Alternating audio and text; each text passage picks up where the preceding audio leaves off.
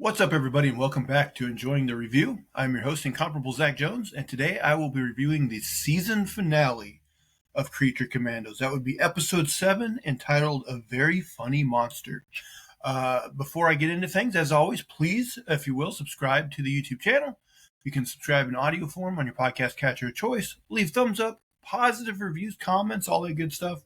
And if you like, you can follow me on social media on Twitter and Blue Sky at Zach Jones Live. That's ZachJonesLive.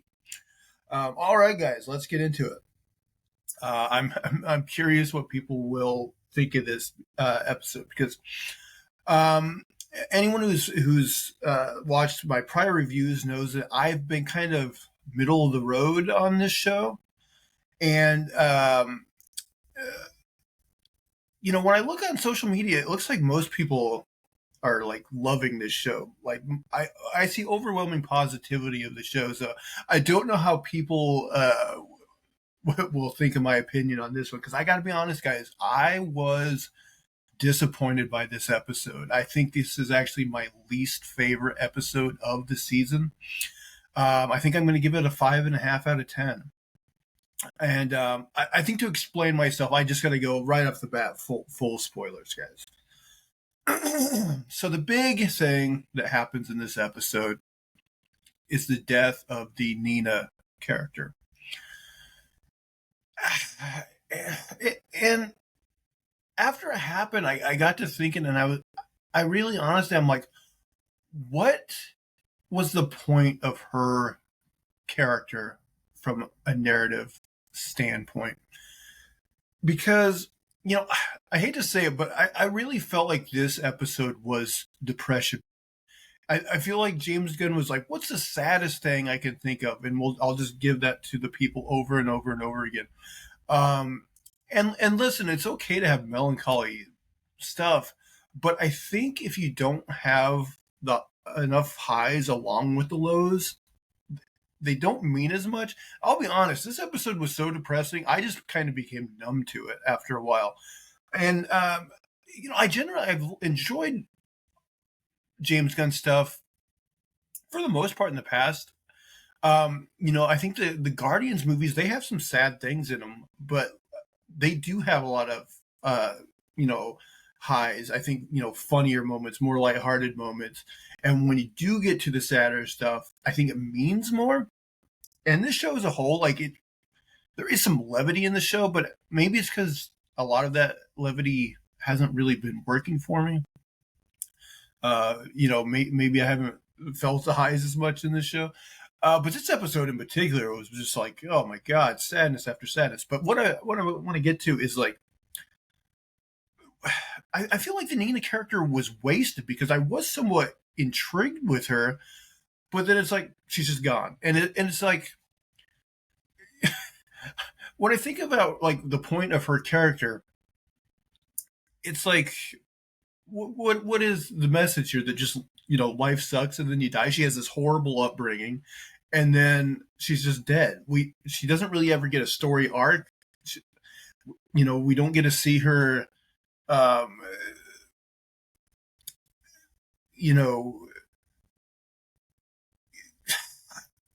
Stand up to authority, or that's kind of like been crushing her whole life. It just my prediction going into this episode, and by the way, I was completely wrong. My prediction was that Weasel actually would sacrifice his life, and I also predicted that the princess would be alive at the end of the episode. I was wrong there too, but I thought that Weasel would sacrifice his life saving the princess. And you might go, well, what's the difference there? Because also, we got Weasel's backstory, but it's not like we know him any better than Nina. But my thing is with him is, he wasn't able to save the little girl. And we even saw last episode, when he was thinking of the princess, he kind of thought about the girl too. So, narratively speaking, if he did sacrifice his life to save the princess, it would almost be closing that loop. He saved the girl that he couldn't save before. And it would be sad, but it would be narratively satisfying for his character. With Nina, you know, it would be one thing if we had several seasons with her and really got invested in her as a character, and then she died. But when she died in this episode, like, my thought was like, how sad are we supposed to get? You know, that it's that, like that old saying of like, you know, so long, whoever, we barely knew ye. Well, I mean, Nina, we barely knew ye. Like, we just got to know you in this episode, and then boom, she's gone. And I honestly, I think narratively speaking, like from a narrative standpoint, her character was more to, um, you know, have the bride grow as a character more than anything. And so I don't know. I just once she was gone, it just felt like a waste of a character. Like yeah, this episode we got to know her a little bit, but then she was just gone, and it just felt like a waste of time to me. I don't know. I thought it was a weird choice, honestly, to kill her character this soon. But you know, guys, tell me what you think. I'm genuinely curious how people are going to react to this. The other thing that I didn't really like is, you know, Frankenstein. They've been kind of building up, and he played such a small part in this episode. And the other thing about Frankenstein, first of all, I've always thought, um, and I know that Frankenstein exists in DC Comics, which I've always thought was weird. I've never really liked the fact that Frankenstein is in DC Comics. I've never really liked the fact that Dracula is a character in Marvel Comics. It just always just seemed weird to me. And I've never read like any of the like Frankenstein-centric comics, but he has showed up in a few stories that I've read. And he's very different in this show than he is in the comics. But, you know, I've heard some people that like Frankenstein in the comics actually hate this portrayal of him. And I don't exactly blame them because he's super unlikable here. Almost irredeemably awful. Like, I kind of think like in the next season, James Gunn will probably try maybe to maybe that's a challenge he's writing for himself. Like, can I take this character and have him grow and actually, you know, become more redeemable in the audience's eyes? You know, maybe that's a challenge for him. But yeah, he's pretty unlikable, and he actually, especially in this finale, played, you know, a very small role. And then we get the stuff with the princess, and as I recap the episode, I'll be honest, I don't know if I totally understood her plan. I'm still scratching my head a little bit. Maybe I'm just not smart enough to totally appreciate it. Um, but yeah, I think that's my main thing. Is this episode just, it almost seemed like sadness for sadness' sake, and at the end of the day, it just seems like the Nina character was a waste. Like, I would have liked to got to know her better, seen her do some things, and then nope. Like, I'm sorry, I did not get invested in her enough as a character through this season to be like super devastated that she's gone. And it also doesn't have the hook that, you know, Weasel would have, to where it would have some sort of narrative resonance to me. I don't know. I just, once that happened, I was just like, I almost tuned out a little bit because I was like, I don't know. It just seemed like I said, it seemed like a waste. Seemed like a waste of a character to me. But I'm curious what you guys think. Well, without further ado, guys, I'm going to get into the recap of the episode. So this episode started actually with the birth of Nina, her mother giving birth to her. And we see that there's an issue, and the nurse tells Nina's parents that her lungs are on the outside, like the outside of her body, and she doesn't know how long the doctors can keep her alive. We also find out briefly in that scene that her father is like a doctor, like a scientist. So, you know, we can kind of see, you know, where that's going. So now we're back in the present. Frankenstein last episode arrived in Pokolistan, so now he's in a cab going to the castle, and there's this whole thing where the cab driver's all very nervous, and he's kind of recapping this story about how that we've heard before about how he's going to tell the princess, or he's going to tell the bride the whole thing about Flag and the princess, and she's going to fall madly in love with him, and see that he's a changed person and all this. So at the castle, the commandos sneak through a castle window, and at the very same time, Frankenstein arrives, and he sees the bride smash a guard's face into the castle window or whatever.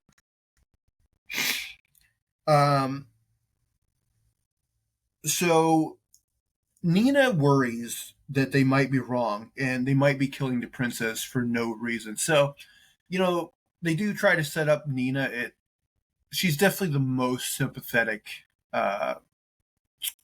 character on the team, or maybe I should say empathetic. She seems the most caring. I guess Weasel does to an extent, but the other members don't necessarily know that. Phosphorus, of course, is very indifferent. He's just like, who cares if we get it wrong? It's just, other few less people in the world. So the commandos, they get on a computer in the castle, and they're trying to find out basically the best place to enter the castle, like what's going to be the least protected. But as they're looking around, they find out that the princess met with, in their words, another monster, a couple days ago. But in that scene, they don't, show who that is. So Frankenstein shows up, and the bride shoots him a bunch of times in the chest. And this almost alerts the guards, but not quite. We get a little Marvel reference where the bride refers to Phosphorus as Ghost Rider. So the team go back outside, and Frankenstein, he's gasping to breathe, but he's trying to warn the bride about what happened to Rick Flag. But she calls him a stalker and shoots him again before he can, tell her. So now we get another flashback. We see that Nina's father built her a contraption to keep her alive as a toddler. And he loves her, he's happy with her, but her mother is very sad. And so, this is where the depressing stuff starts, and it just never ends. So her mother doesn't want to see her having to live this way with the contraption, and thinks that they would have been better off taking her off life support right after she was born. And her dad's like, no, don't think that way. She can live a happy life, and she is happy. And the mother's says, I forget her words. She's like, she seems odd around me or something. And the dad's like, well, you don't even look at her, and she's very perceptive of that, but the mother, she thinks that the father's basically torturing Nina by keeping her alive, and so this argument leads to her just leaving the family. So back in present day, they find the area of the castle that's least protected, and Phosphorus starts to slowly burn himself into through the castle wall, which I found it a little bit weird that they already infiltrated the castle, they were inside of it, but then they're like, okay, the best idea is going to be to go back outside the castle and go around and find the most unprotected part. I mean, strategically, maybe that was right. It just seemed weird that they were already in the castle and then they're going back outside and around, whatever. I guess the thought is if they would have just, gone out the door there, they would have just been surrounded by guys. So maybe it makes sense. So as Phosphorus burns into the castle, Nina has another flashback. So in this flashback, Nina, as a toddler, struggles to walk to the park in this heavy contraption that her father made for her to breathe. And her father says that soon he has another solution for her. So we cut to her father's plan is to change her DNA. He's apparently some sort of bioengineer guy. He's going to change her DNA so that she can breathe despite the liquids in her lungs. But is horrified when she turns into a fish-like creature with gills. But my question is, like, what was his plan? He's like, because the whole point is to, change her DNA so she can breathe.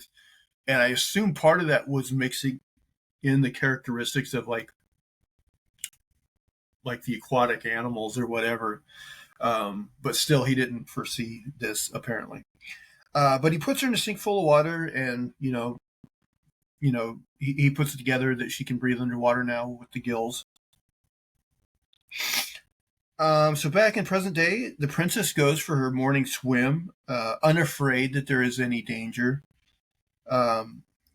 She wants to, I guess, protect strength and go about her day as she normally would, which doesn't seem very smart, but whatever. So Weasel almost gives away the commando's position because he gets excited when he sees the princess. He remembers her playing fetch with him. He's kind of like a dog. He sees her and wants to go to her. We get a little comedy line where Foster is like, should we have him put down? Talking about Weasel.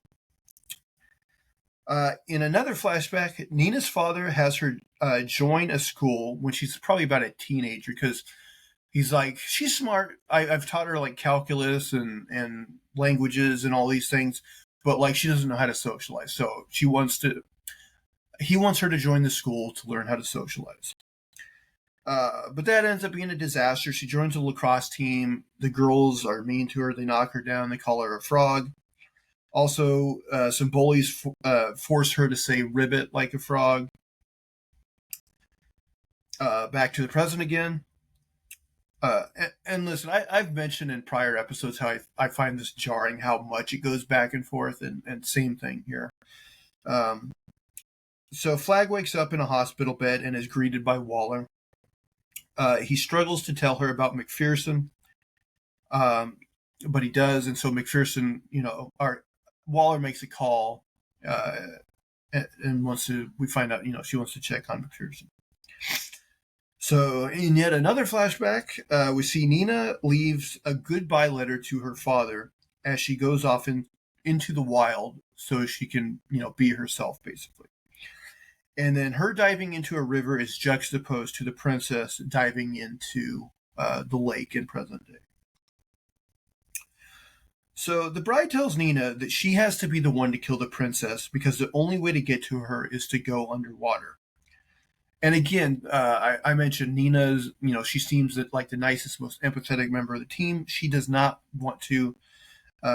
She kind of refuses to at first. But the bride gives her a knife, and she tells her that the princess is just a human and that Nina is a monster. And Nina reminds the bride that, in an earlier episode, she told her that she wasn't a monster.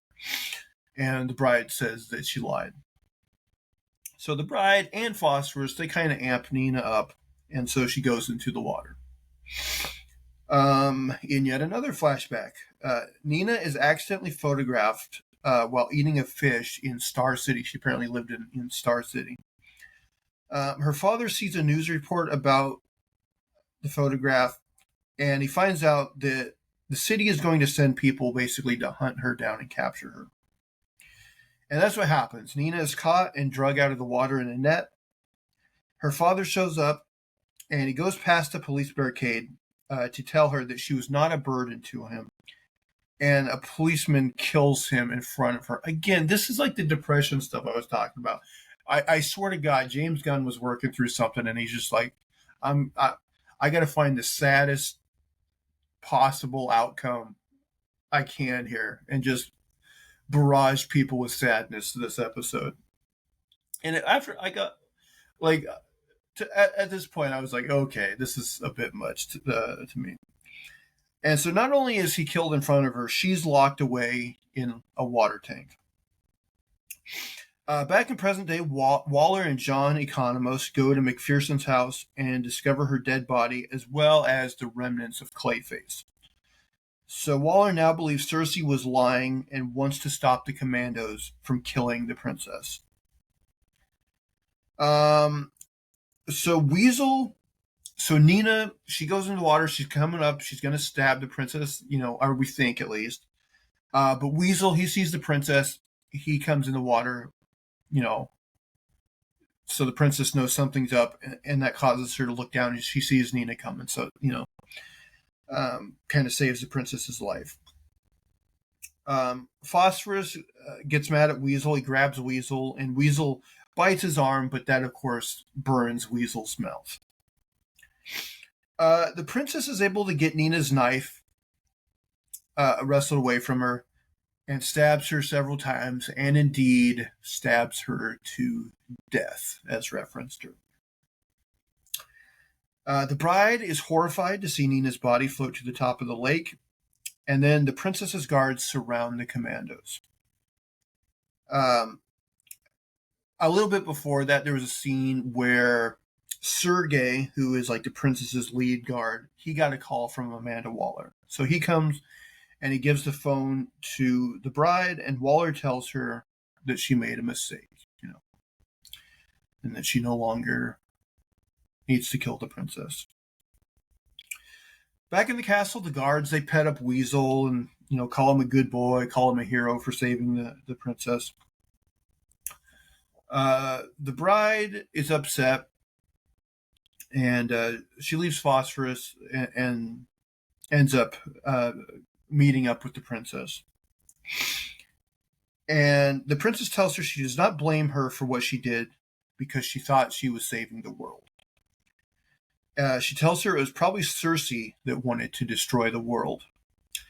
But the bride says that actually she thinks Cersei was telling the truth about her. It's revealed the monster the princess met with was Clayface. So the bride puts it together that the princess seduced Rick Flag Sr. to get him on her side. She also mentions that after they captured Cersei, she suggested that they kill her. And also, I pointed this out in an earlier episode. It's revealed that the mysterious blonde man that was seen in America on the Air Force Base was Sergei. Here's the thing. I'm not sure I totally understand the princess's plan, because her plan would be to get Cersei out of the way, but she really didn't have to do anything for that to happen. Cersei declared war on Pakistan basically, and the commandos in the U.S. was already supporting Pakistan and going after Cersei. I was a little confused here because in the episode where Cersei has the flash forward, was the McPherson in that episode the real one? Because if that was Clayface McPherson, that McPherson basically convinced Waller that the visions were real and that she should kill the princess. So I don't know if that was the real McPherson, and then Clayface replaced that McPherson. Because the princess's goal, of course, should be to get the heat off of her and on Cersei. Maybe eagle-eyed viewers, let me know, because I am a little confused on this point, I think, of what exactly happened here with McPherson. And because it wouldn't make sense if it was Clayface that met with Waller in that episode, right? Because the princess, you wouldn't think, she wouldn't want Waller, to think that Cersei's visions were correct, because then that just puts her in the crosshairs, right? Um, I don't know. Maybe I'm overthinking it, but comment down below and clear things up for me. Um, anyway, the bride ends up telling the princess that she is not going to kill her because she is going to start World War III, but because she took the life of the only friend she had. The princess goes for her gun, and the bride shoots her through the head. So, princess, again, a prediction I was wrong about, she dead. That lady dead. The commandos leave the castle before the guards discover the princess's body. Now, this is another problem I have. Number one, what princess doesn't have the guards within earshot at all times? That just seems like a bad policy. And also, like, really? Like, they didn't hear anything? I forget. Maybe the bride has a silencer on her gun still. You know, realistically, somebody would have still heard it. But she leaves, and on the way out, the bride has tears streaming down her face. She's thinking about Nina. So back in America, John shows the bride that they revamped the Commandos wing in Belle Rev. We find out that I wasn't surprised by this. GI robot is brought back to life, and this time he's given a larger, fancier, robot body. And there were some other monsters. There was like a woman with wings. I'm not exactly sure who she was, and also King Shark, who of course was in the Suicide Squad movie, directed by James Gunn. So it wouldn't surprise me if he's a bigger character in season 2. And then the only other thing is there is a post-credit scene where Frankenstein's eating this gross soup with an old woman, and he tells her, that now he's even more sure the bride loves him. So he's still, deluded. And I do wonder, like, what's the thing with Frankenstein and like the like Romanian women or whatever? Because he had the old woman in the one episode, the one he ended up killing, and then we knew there was another one because in that first like episode where we're introduced to Frankenstein, like she's the one that calls him. Like, is that like who he just befriends? Like old Romanian women, I guess is his thing. But there you have it. Yeah, I gotta say, guys, I'm curious what you guys thought. This was a downer to me, not just tonally, but narratively. It just did not work for me. And I'm not. I gotta be honest. I'm not too excited to see another season. But what did you guys think? Did you like this episode? What did you think of Nina being killed off, so soon? And what are you guys, if you are looking forward to season 2, what do you want to see? Are there other characters besides King Shark that you'd maybe want to see? And also, I'm curious, do you think, because it kind of like, to me, the flash forward, like, of that Cersei had looked interesting, like this threat that the princess was teaming up with like possibly Gorilla Grodd and all that stuff. I was like, that's why I was thinking the princess would live, and then like we would get a hint of, oh, she really is devious, and maybe that sets up something for season 2. We don't, of course, didn't get any of that. So, like, would you like to see like the Cersei storyline continued, or for season 2, would you like them just to go a completely different way? I'm thinking, I guess that makes the most sense at this stage, but yeah, I wish I was more excited, for season 2 of this, but we still got Superman, so I'm still excited for Superman. Probably my highest anticipated movie of 2025. But guys, yeah, let me know in the comments below what you thought of this episode. I am curious to know. Am I way off base here? Was this much better than I'm giving it credit for? But anyway, guys, please, as I said before, subscribe to the YouTube channel. You can also subscribe in audio form on your podcast catcher of choice. If it's not on where you listen to podcasts, let me know and I'll try to get it there. Leave thumbs up, positive reviews, comments, and you can follow me on social media on Twitter or Blue Sky at Zach Jones Live, ZachJonesLive. But until next time, guys, I hope you're enjoying the review. Bye, guys.